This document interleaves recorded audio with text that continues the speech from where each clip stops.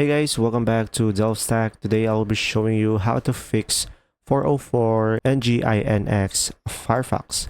So guys, if you ever encounter this one, first things first is you could just simply open up your start menu on the bottom left corner of the screen and search for CMD. So you will have here command prompt, select open over here, and after that, as you can see, you should be able to have something like this, and you could just simply type in ipconfig spacebar / flushdns. So now after that, select enter in order for you to proceed, and pretty much guys, this one alone can fix your issue.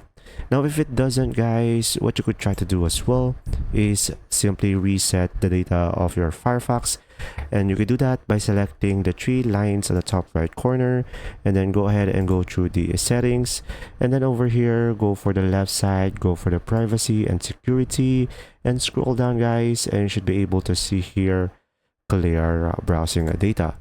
Now over here, just simply go for the last hour and make sure to select everything, and mostly deleting your data into your Firefox can fix the issue as it reset your Firefox itself.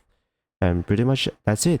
If you found this video helpful guys, please like and subscribe, and if you have any questions, comment down below, and thanks for watching.